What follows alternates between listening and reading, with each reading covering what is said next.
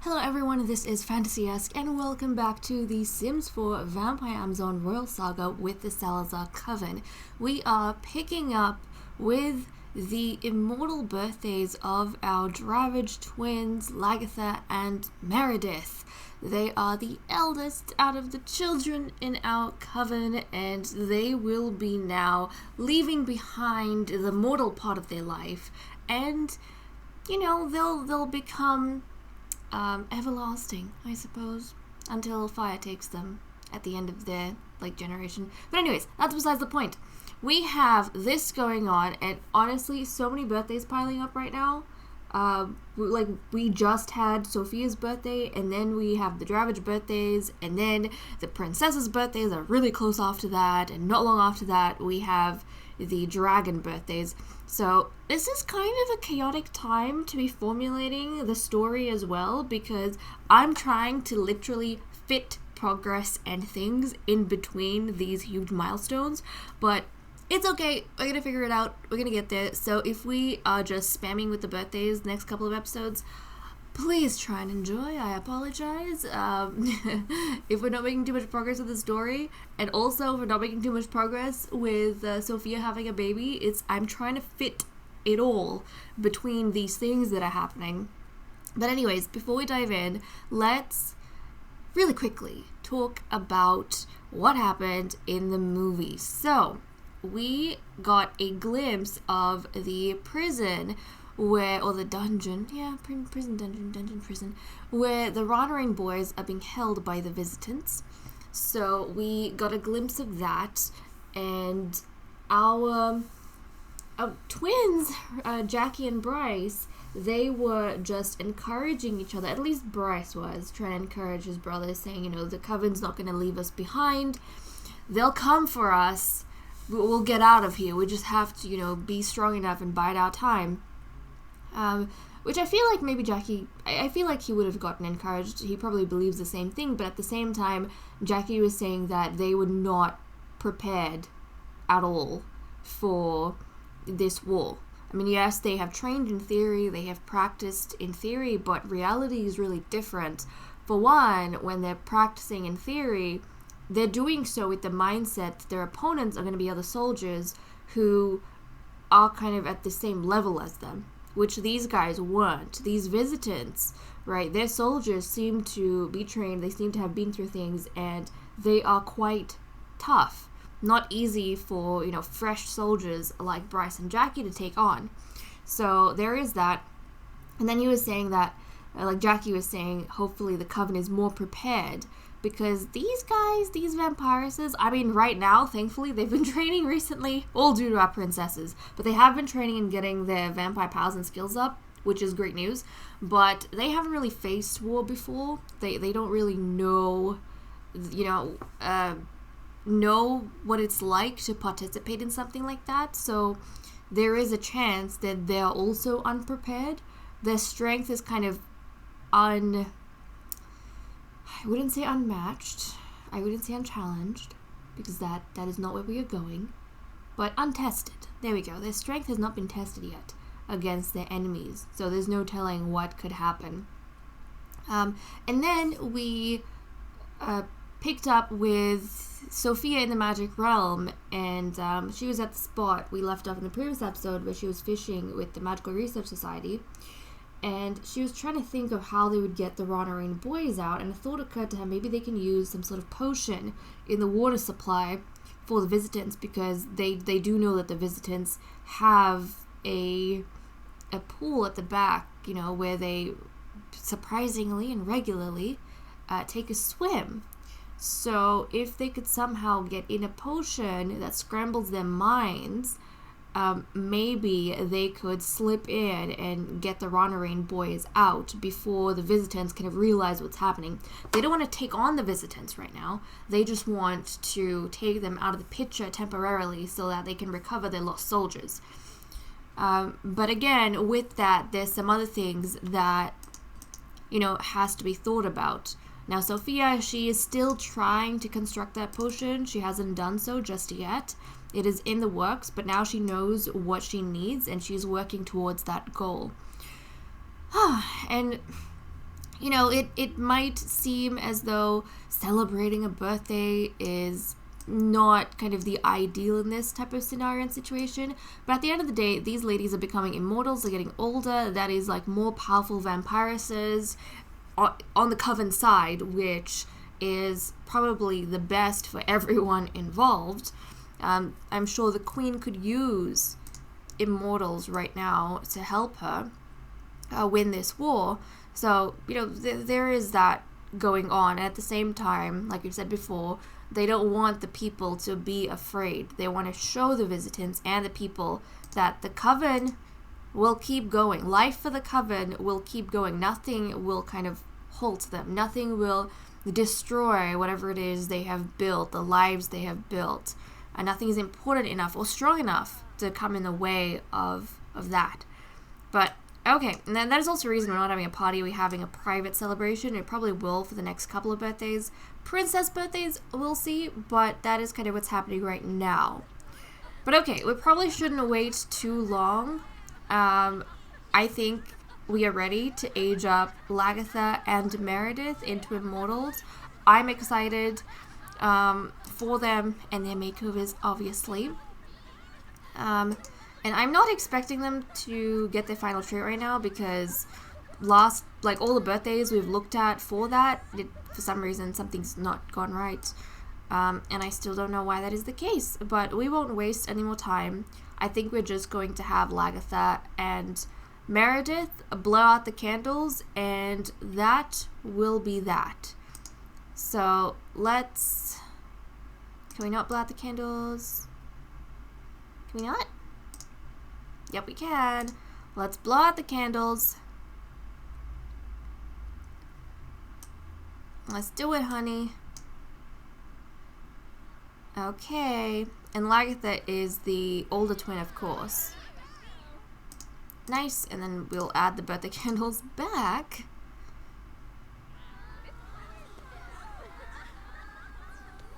Oh, there we go. There we go. And let's... Yep.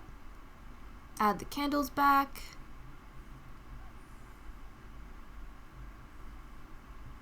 Up. Come on. So this trade thing is probably going to work the exact same way as it did when we aged them up into teens. We'll just have to go ahead on our own and figure that out, which is fine. But let's blow out the candles. Okay, here we go. Here we go. Oh, look at that. Okay, nice. Nice.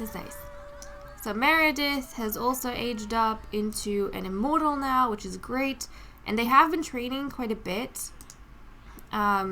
They are both minor vampires, if I'm not mistaken. And then look at the power points they have managed to get. And I think we probably want all of them to invest in the vampiric strength. Just because of, like, normally I would not, but because we're fighting the visitants right now, it just feels practical to help them kind of, become stronger. So there we go, we've got that going on. Now I'm going to go ahead, give these beautiful ladies their makeovers, and then we will be right back. Okay, I have wrapped up the makeovers for Lagatha and Meredith Dravage, and they look drop-dead gorgeous, guys. I mean, look at them. Just flippin' look at them. They were pretty as teens, and they are just as fabulous and glamorous as Immortals, and I flippin' adore that so much. I mean, I don't know if I've mentioned this, but I feel like out of the 6 children we had, these 2 are the most beautiful, in my opinion. And then I think it's the dragons, and then probably the princesses. But we have Lagatha on the right and Meredith on the left. So for Lagatha, I went for a more mature kind of red, vibrant red theme. And then for Meredith, for Lagatha it was red. For Meredith, I went for a silver, like an innocent, soft, younger silver sort of look. So there we go with these lovelies. Now typically with identical twins, I do give them the exact same hair color and whatnot, even as Immortals, at least until the following generation. But this time around I decided, you know what, I wanted them to have different makeup looks, I wanted them to have different hair colors, so that, we can make them a bit more unique to themselves. And just one other way will be easily identifying Lagatha and Meredith. So Lagatha, she's got more blonde hair. So they both used to have light brown hair. Lagatha now has blonde hair. And Meredith has this silvery, like platinum blonde hair. So yeah, I really like. But I have to say that just like when they were teens, Meredith, the one in silver, is my favorite twin. I mean, they have minute differences. We talked about this when they became teenagers. Minute differences. But I personally like Meredith that little bit more. And I'll show you guys the dark forms in a little bit. But let's just take a closer look at their faces. Closer look at their gorgeous faces. I mean, look at this. Look at this. You can kind of see Lagatha's face even just looks a little bit more mature. I feel like she's got, did I say it was the eyes? I think the eyes, the mouth, just everything. Her features just seem like a little bit more severe than her younger sisters. But she's got, you know, a bit more intense makeup, darker makeup, whereas her sister is kind of more, you know, innocent, younger, and more natural. So I flippin' love that. They look gorgeous. They look gorgeous. Who's your favorite? Please let me know. Do let me know. Okay, well, before we dive into the dark forms, I do want to talk about their traits. So the trait that Lagatha aged up with was ambitious. So now, along with being alone and creative, she is ambitious, and I feel like that is probably coming into play because she is the oldest child of her generation. They're in a time of turmoil. She's already quite talented when it comes to gaining vampiric powers, at least out of like her and her sister. She's the more talented one in that regard, and I feel like there's this growing sense of responsibility in her to help and make some achievements for her family. So I think that's like kind of her ambition. She wants to be able to help in this war, and she wants to be a strong enough vampirist to make a difference. So that's how I see her ambitious trait kind of manifesting. And then for Meredith, the trait that she aged up with, that she randomized, was materialistic. So now, along with being an art lover, and what was the other trait she had? And proper. She is materialistic. So I feel like, you know, art lover, she's always liked culture, because I associate art with history quite a bit, and culture in this series. So there is that, looking to the past, being fascinated with vampires and such. And also with proper, I imagine she loves all sorts of vampiric traditions, the you know, traditions, mannerisms, the way the society is. She has always been an outcast to it, but she's in love with it, right? And then when it comes to, you know, the vampiric thing that I was talking about, she was always the one that had to work harder to make the same amount of progress that her sister was making. And I feel like as a result, she likes physical progress and physical things that tell her she's doing well, that mark her place in society, or that hold meaning, right? About like culture. Being a vampirist, I feel like she feels quite connected to physical things, and she's not really motivated by tangible ideas, like intangible ideas, sorry. She needs something that she can touch and feel and see. So there we go. Those are our Dravage twins. I'm so excited for them, so excited. But let me go ahead and show you guys their dark forms, because again, they do have minute differences from each other in the dark forms. Okay, let's get them to change. And there we go. Okay, so come on. Look at me, honeys. Look at me. Right, so Meredith, she's got this really pretty teal kind of dress, and then she has a lighter brown hair than what they did, like a medium brown hair, which is lighter than what they both did in the dark forms as teenagers. And then Meredith, I love Meredith's flippin' look. Just love her look in her dark form as well. It is gorgeous. She's got this black dress on, and then she's got like blood red hair, pink makeup, and she looks so good. They both look so good, but I just love Meredith more. So there we go. Green eyes and then blue eyes, of course. Those are our ladies. But guys, let me know. Which twin do you favor? Because I think Lagatha is beautiful, but I hands down favor Meredith. And see, this way also it's going to be a lot easier for us to tell which twin we're like hanging out with, because oh, sorry, yes, that, but also let's hide. I feel like it is just so easy for me to get confused between the two. Even though they had different color schemes as teenagers, I would get confused between the two, and I always have to look at their name tags. But this way, we'll know. The silvery one is Meredith, and the blonde one, that's wearing red, it's Lagatha. But yeah. Okay. What do we have? In terms of the calendar, let's take a look at the calendar. Actually, I'm going to go ahead, let them go about their day, do what they want to do. Kind of held them hostage long enough. But if we look at the calendar, we have the council reappointment, so that's going to be happening in this episode.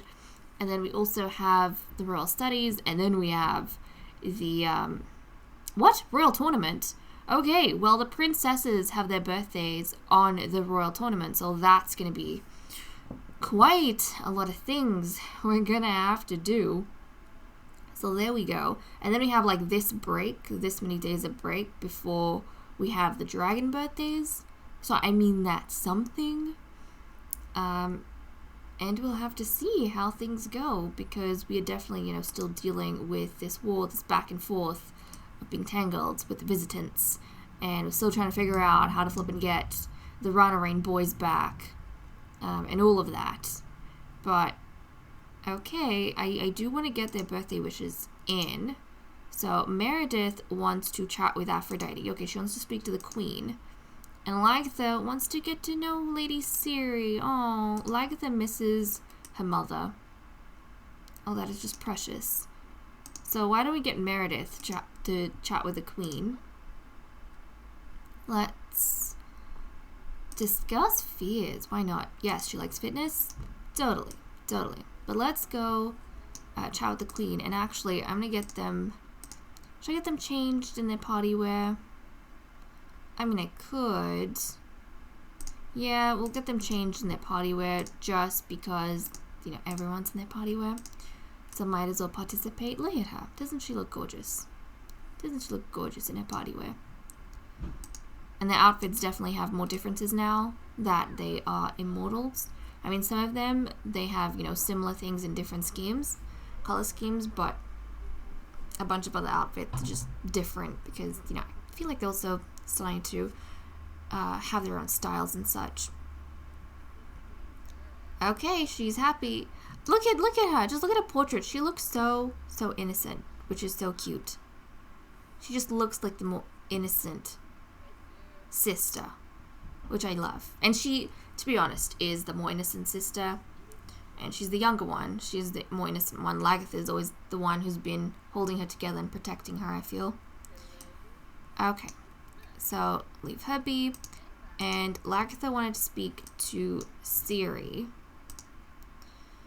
I wonder... I mean, Ciri, she does have the keys to the castle, so really, she could, come over to hang out whenever she wants.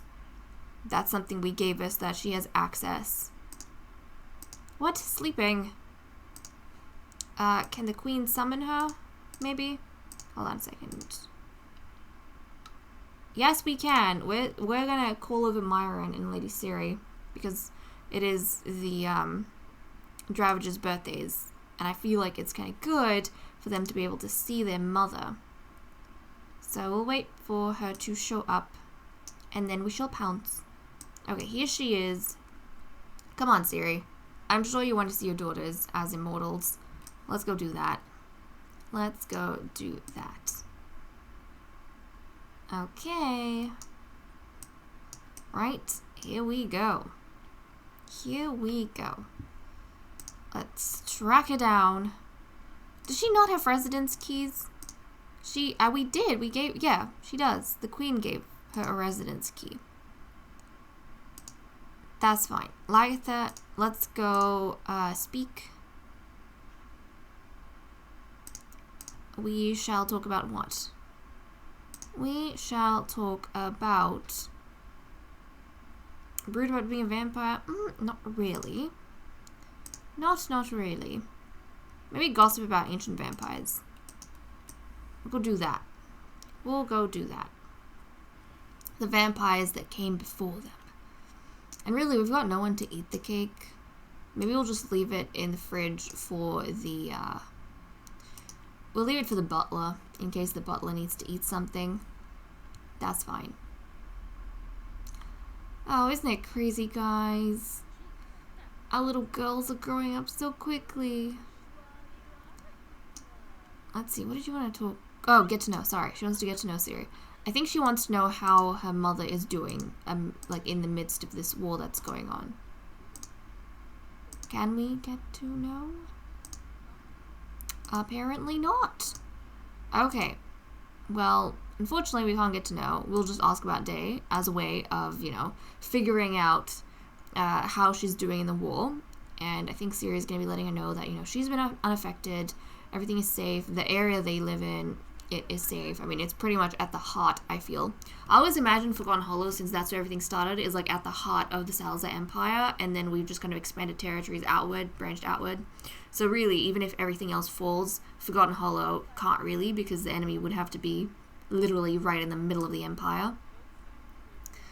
Whereas Brindleton Bay and such, they're like territories that lie on the edges. So yeah, that's kind of how I've thought of things, at least. How things work in my brain. Oh, look at Meredith. Look at Meredith. That's nice. That's nice. Yep, just chat. Just do a little bit of chatting. Nice. And I actually love the bond between her and her sister. They're like so close. I mean, all the sisters, actually except the princesses. Yeah, the princesses, they're friends, but I feel like they have a truce. They have a truce right now.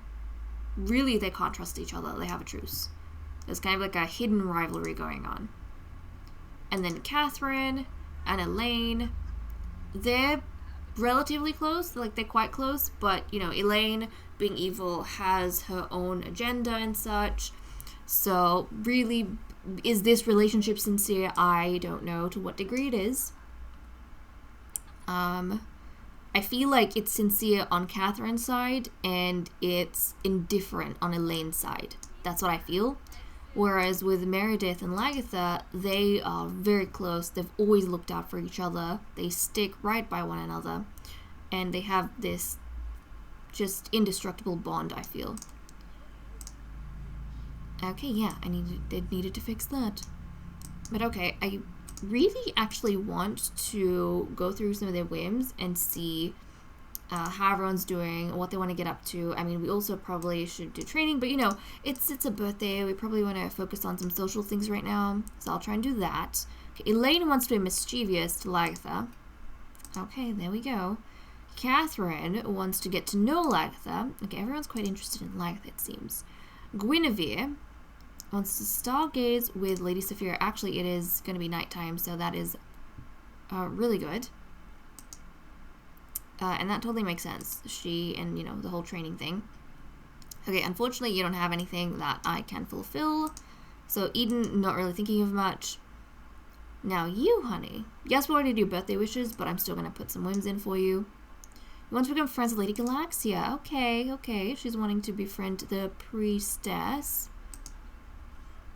Meredith.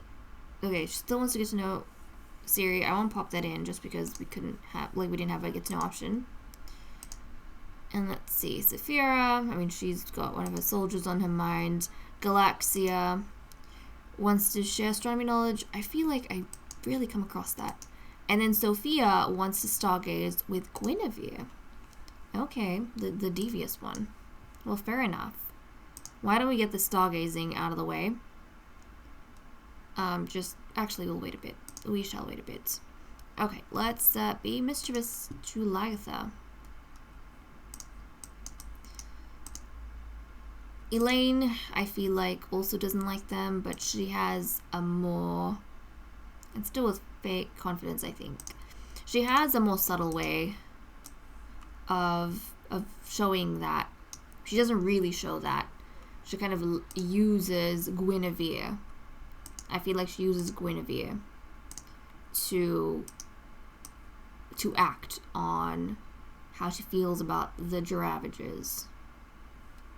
And then if she does do anything, rather than being outright mean, she's more mischievous. So, okay, she's managed to do that. And see, Lagatha couldn't even tell. She couldn't even tell that Elaine was being a little bit thing. And oh my goodness, you're caught between like the two evil sims right now. Princess Guinevere and Elaine, who nobody really knows about. Okay, Catherine wants to get to know Lagatha. So why don't you come? Catherine, I feel like, is sincere. She is a sincere gal. I mean, she's bookworm, she's romantic, she's really nice. She's nice and kind. Okay, come on. We want to get to know Lagatha? Yes, yes, indeed. Indeed. Let's get to know your cousin a little bit. I feel like if anything, if like there's one, I mean Eden I suppose. Eden and Catherine are probably the two Sims that they'd be able to befriend who don't judge. So it's kind of interesting because we have 6 girls. The Lagathas, they have tainted blood, dull eyes, rounded ears, and there's two girls in the generation that hate them and 2 girls in the generation that love them. So, or dislike and like, I suppose. So there we go. Okay, Guinevere, let's grab Saphira and let's go stargaze with her. Let's stargaze while it's nighttime. And then Sophia wanted to stargaze with you as well. So we want to try and do that at some point. Maybe as soon as you're done with Saphira, we can get you and Sophia to stargaze. Where'd you go? Come on, we have important things to do. We have important things to do. Let's also stargaze. I feel like when they stargaze, Guinevere is probably, just spending time with the champion and probably wanting to get some information about, where they are in the war. Maybe, like, advice on how she can improve herself to better fend against the visitants in the war. I feel like that's, what's on her mind. Okay, don't go back up, please. Don't go back up. Let's stargaze. I'm having to be quite persistent here. And yes, you're caught in a conversation with everyone, but just leave them and focus on Saphira, please. Thank you, thank you. Okay. Yep, let's go. Let's stargaze. And now she's breaking into uncontrollable laughter. I'm glad you guys are having a good time, but really, I feel like more than having a good time, they're just, I don't know, I wonder what they're laughing about. I mean, with these 2 evil sims here, they probably insulted Lagatha without her knowing. Probably. Probably. Okay, are we stargazing? Yes, we're stargazing. Nice. Let's go out front, I suppose. We'll go out front. Spend some time with one another. That'll be all good and well. Just some quiet time. And I feel like now that Lagatha and Meredith are older, they might get a bit more exposed to the whole visitant thing. Like, I wouldn't be surprised if, they were sent to get some experience in Brittleton Bay. Okay, you guys, while you're doing your thing, Meredith wanted to become friends with Galaxia. Are you not already friends with her? You are. She's already friends with her. Okay, well, we won't worry about that. Lagatha. No, for you. Yeah, okay, so really we only have this thing with Sophia left. And Guinevere. She wants to stargaze with Guinevere. So once they're done, we'll go and see if we can stargaze. Guinevere, she's in high demand. But to be honest, I feel like Guinevere, she kind of, as a teenager, was very smart. She weaseled her way. she weaseled her way into everyone's hearts, so she has a very good hold, I feel, over the court. I've always felt as though Guinevere tries a lot more than Eden. I feel like she tries. If we look at friends, she's got what? Eden's got 8 friends. Guinevere, look at how many friends she has. She's got 10 friends. So, definitely, I feel like Guinevere tries a lot more than Eden. And I feel like this is kind of a trend. Because even back in Generation 3, when Zelda and Wisteria were growing up, Zelda was the younger twin, Wisteria she was the heiress. And I feel like Zelda always tried a lot more than Wisteria did. And Wisteria ended up becoming the queen. I think in that generation, all the princesses lost once, and then it went back to Wisteria. She had the 4th try, and then she won the 2nd time she challenged the queen. So that's kind of interesting. Okay. Sophia, let's go snag the princess. Let's snag the princess. Come on. Okay, stop dancing. Stop dancing, honey. We need a stargaze. We need a stargaze. Okay, there we go. We'll go out. We'll stargaze. I wonder what she could have to discuss with Guinevere. I mean, obviously this whole potion thing. Maybe she's gonna brainstorm some ideas. But she's not that close. She's friends with Guinevere, but she's not that close. I don't know if she'd discuss those kind of things with her. Well, Guinevere is definitely going to try and get something out of Sophia. Maybe, like, what progress she's making on potions and such. Because I feel like that'd be kind of public knowledge, right? That the alchemist is working on some potions for the war effort. That would kind of make sense. That wouldn't exactly be a hidden thing. But yeah, I feel like Sophia is wary of Guinevere solely because Guinevere is a princess, but it is also because Guinevere is a princess that Sophia is making the effort.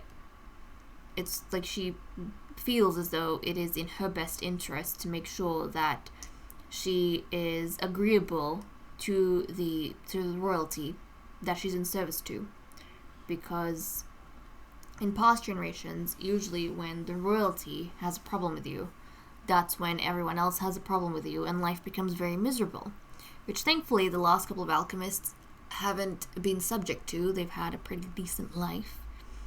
But okay, I'm gonna let these guys be.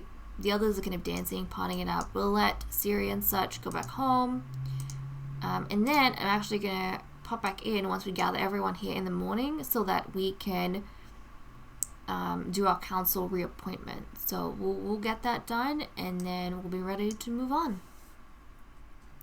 It is time for the council reappointment. We are in the middle of summer right now, so the summer mid-season council reappointment is upon us. It is time to see whether Galaxia and Yuki will stay by the Queen's side, and I feel like this appointment is very important because we are in a war right now. So, you know, these people, they're going to be the Queen's closest advisors, and yes, when she had a war council, she included all the, you know, Immortals of the Coven, which Lagatha and Meredith weren't a part of at that point, but she didn't include all the Immortals, and yet there might be some decisions where she just consults her close council members, her closest advisors. You know, there might be an emergency or something like that where she doesn't have time to put together a war council. She's just going to be discussing with the 2 people that are supposed to be advising her in these matters. So guys, let us go ahead and see the council members. I actually haven't even had a look at the relationship panel and who she's close to. So I guess we will just dive in and have a look. So let's go to her friends. And oh, okay, so it seems as though things are very, very clear. Now, sometimes I have to go and do extra things depending if you have people with, like, equal relationships. like she had last time. But this time around, it seems as though her decision is made. So, her first council member is going to be Lady Saphira Dragon. Galaxia has been serving for 2 terms now. But as you can see, her relationship is not as high with the Queen as Saphira's is. So Saphira is going to be called up to be the Queen's first council member. And I'm very, very happy that Saphira is back on the council. She had that period once we started having kids where, she was just not in a good space.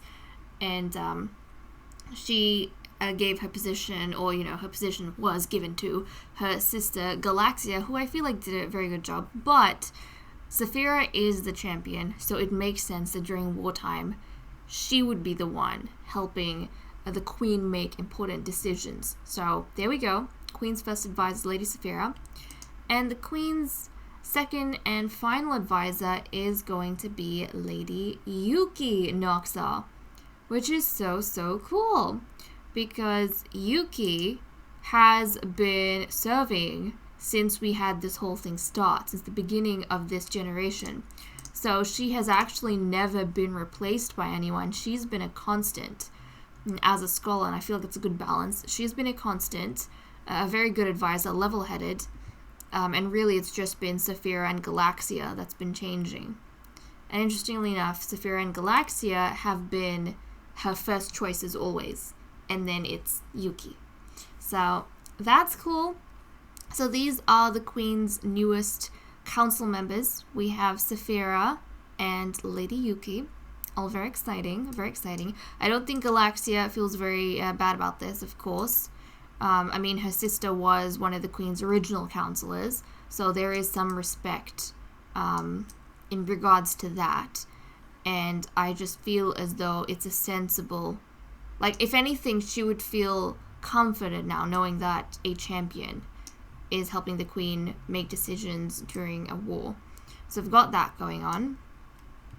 Now, in terms of, the others, because Lagatha and Meredith are, immortals now, I'm wondering, would they have a chance to serve on the Queen's Council?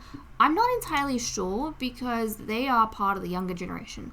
So I don't feel as though they would count. If anything, it would be between the 3 vampire immortals and then the alchemist. So really, there's 4 Sims who could become the Queen's council members, if that makes sense, from her generation. But let me know what you guys think. What's your? I love how like this reading right now. But let me know what you guys think about this whole thing. Do you think the younger members should, the younger immortals from the other generation, should be allowed to serve on the Queen's Council? They don't have a title necessarily of their own. They're in training for, whatever role. Sometimes they don't even have a role, really. They're a spare. Like in the case of Meredith. Lagatha is Broodmother.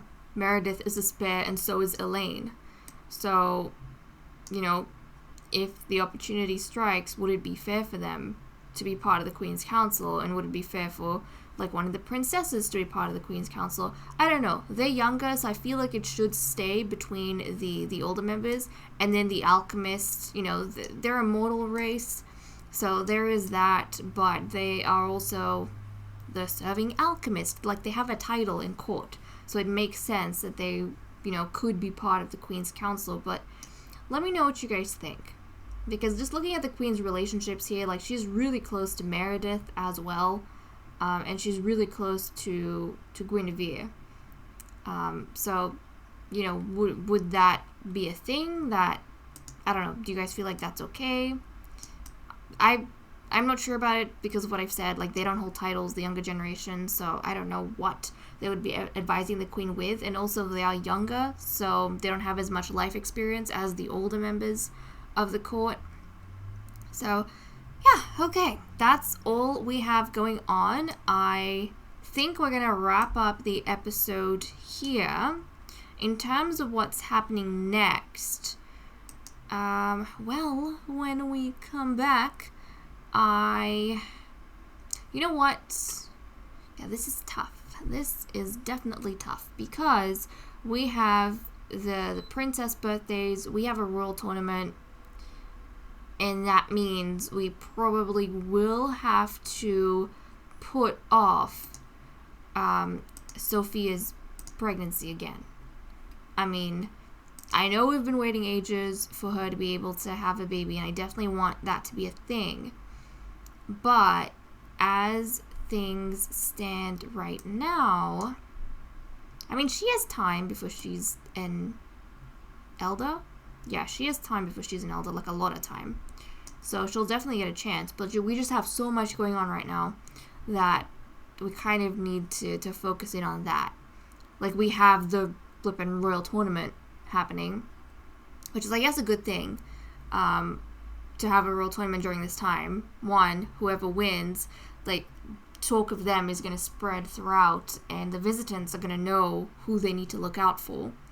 And also, the vampire sisters, will prove their strength, kind of show everyone that they're battle ready. So we have that going on. There'll be a big celebration. The princesses are going to become immortal, so, like, that's another thing that Prince Voldemort has to look out for, because now we have an immortal queen and immortal princesses that are on the enemy side. So there is all of that which we have to deal with before we can get Sophia pregnant. So that's what we have to look forward to, guys, just letting you know in terms of plans for the future. But I'm going to leave off. Thank you so much for watching. I hope you all enjoyed, and I will see you all in the next episode. Bye-bye.